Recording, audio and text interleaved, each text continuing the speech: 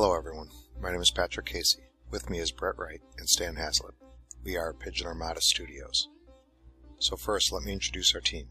I was the team lead, which entailed overseeing the project as a whole in regards to the game, from scripting to the asset creation and everything in between. Bret Wright was in charge of level design for the entirety of the game. He also took the role as audio lead. Stan Hazlip bug tested the game, helped build the menus, and did loads of research. Within such a small team, no one hat can be worn by a single individual. We all helped each other, and we all contributed to each area of the game. Being stretched so thin, we were grateful for the additional help students from other disciplines offered. So we would also like to thank the Full Sail students that helped us along the way. Our thanks go to the game developers Rob Taylor and Parth Lokesh for code that helped to refine our game, recording arts students Kelsey Godfrey and Patrick Flynn for making the game come alive with sound and music, to computer animator Ariel Hazlip for the Watawala model, and to our original teammates Patrick McHugh and Alex Rowland for the help in the name Watawala and the treat finding scripts respectively. Once again, thank you all for contributing to this project. We appreciate what you have done. Hi, my name is Bret Wright, and let me proudly introduce our game, Watawala. When we chose this game, we decided a player would have a pet and it should have a name. Watawala is Swahili for element or power, which fit perfectly for a creature that can change elemental forms. The game itself is about a game designer named Jack that is supposedly going on an expedition to gather research for a new game. He is required to take a company physical, and the next thing he knows, he's waking up outside some temple gates. The first thing he encounters is this elemental creature that eats these treats. He also realizes this creature will change forms at specific elemental pursuers. Jack realizes if he throws the treats, the creature will chase them, allowing Watawala to infect the environment around them. You can see this in the tutorial. As you can see, Watawala will interact with various objects within the game. We built the game around the symbiotic relationship between Jack and Watawala. Jack wants to leave this area, but it is blocked with various environmental obstacles, and Watawala wants just more treats. Hello everyone, my name is Stan Hazlip, and I would like to talk about coming up with the concept and creation of our game. Originally, we all submitted game ideas. We narrowed those ideas down to the 3 best ideas. After receiving feedback from the final project team, we decided to go with the Watawala based on scope and individual talents. We broke off into 2 teams, mechanics and story. Originally, we were thinking physics-based mechanics in a realistic setting with emphasis on problem solving. During this time, Watawala transformed from this ball of energy to this Gengar-looking thing, but cuter. I also wanted to thank my wife Ariel for designing and modeling the little guy for us. Watawala really became the most interesting piece in our game, and rightly so, since the game centers completely around him. Actually, that brings me to the original title of our game, which was called Bewildered. As a player, Jack is kind of lost and wondering how he came to be navigating this puzzle-laden labyrinth and what Watawala has to do with it. At the suggestion of the final project team, we decided to rename the game to Watawala, since it is the star, and it's so much fun to say. Originally, we wanted the scope of the game to include open areas where the player would travel from area to area, such as a village, an observatory, a vast jungle, and vista. Inside each area would be a large offering of puzzles the player would need to complete to trigger a jewel. 4 jewels in separate areas would need to be activated to open a door to a grand temple, which would contain the final levels of the game. Our first task was to make a level that showcased the majority of our mechanics. Because of this, we decided to start with a level the player would see about midway through the game. From there, we decided to continue working towards the last level, and then come back and complete the opening levels. Our first layouts were riddled with bugs and had very little purpose individually. This changed in FP2, as we were tasked with concentrating on the element rather than the game. This proved to allow the individual levels to have a goal while maintaining the overall objective. So with every postmortem, one thing you have to address are the issues that occurred with the creation of the game, otherwise known as what went wrong, and how these shortcomings were corrected. For starters, you may notice we have 3 game designers when the typical team is about 4 to 5. Well, personal issues arose, other things happened along the way, and there was a bit of a leadership change about a quarter of the way through the project. These things happen, and getting into specifics really is needed because it has happened before and it will happen again in any final project cycle. What is important, though, is how throughout the process we worked as a team. Each time someone had to leave, we discussed this as a team involving all parties. We even enlisted the guidance of the final project team, and we were able to find the solutions that were best for the project as a whole and for the team members. Allow me to bring up another issue. You see, as game designers, coding and understanding programming is a necessity, but it's not our forte, hence why there's a whole degree dedicated to it. Most of our code or scripts is work pieced together from information we found on sites like UDN, UDK forums, Herence's, and Mowgli's tutorials.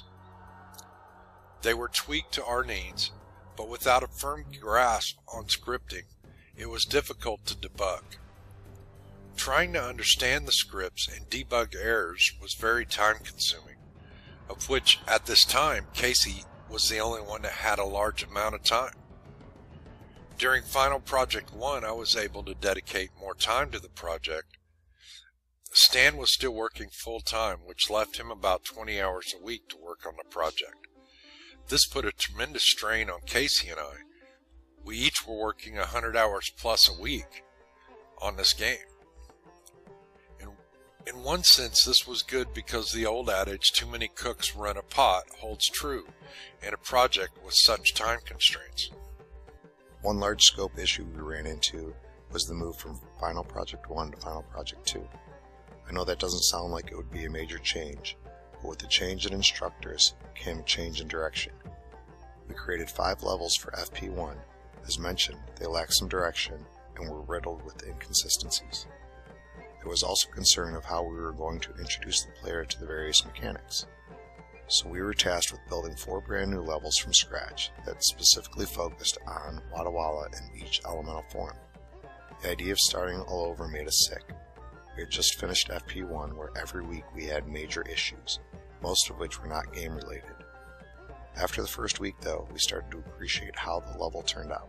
Essentially, our level now had a purpose of its own and allowed the player to become comfortable with one concept. While we were talking about what went wrong, let's talk about our mechanics.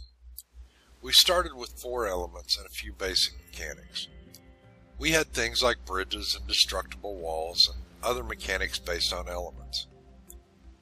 As mentioned, we were hoping to have these interactions physics-based. A perfect example of this is the seesaw. This is a mechanic we really wanted to work. It involved the earth form of Watawala standing on one side to raise the player standing on the other side, up to a different height. The physics of this was a nightmare, and it worked less than 75% of the time at its best. The problem came from having to use a combination of rigid body constraints and physics assets, most of which none of us had any knowledge of. Before leaving Final Project 1, we decided to forget the seesaw and the hopes of physics-based puzzles. It was a relief to get back on comfortable ground. There was another issue similar to the seesaw that plagued us throughout this entire project, and that is the crosshairs or reticule. Much like how easy the seesaw sounds to implement, so did the reticule. As you may have noticed in the videos, there's a faint circle in the center of the screen. Typically that would be perfectly acceptable, but our projectile has a parabolic curve and therefore does not shoot to the center of the screen. This one little thing caused more problems and frustration throughout this project than all other issues combined. The game was never designed to have a targeting system. Instead, shooting was supposed to be skill-based, something the player was supposed to improve on over time. But the Final Project team felt it was necessary and requested a reticule weekly. And here is where the problem arises. We never intended the game to have it, so we never designed for it. As solutions to make a reticule work were introduced week after week after week, they were quickly thrown out because they just simply didn't work in our levels. Each of us took a shot at getting this to work. Hundreds and hundreds and hundreds of hours spent on this. Even Rob and Parth, the dev students, and many of the faculty on the final project team tried to help us. None of us could get it to work within the existing constraints of our game. This was a great lesson to us in defining your game ahead of time, but allowing for new options. All the options won't work, but like we learned, some of them will improve the game, and some will just be learning experiences. So I think we spent enough time talking about what went wrong. Let's focus a bit on what went right. About midway through the project, we were offered the help of the game developer students. Although they had their own grades to worry about, they did everything they could to help us. It was a relief to know that most of our code was similar to theirs and we weren't too far off base. Having the development students on board allowed Casey to step away from scripting and help in the level layout and the mechanics. This was crucial in the team development cycle because it was our first major iteration of the levels. Shortly after Rob and Parth came on, 2 recording art students volunteered to help, Kelsey and Patrick.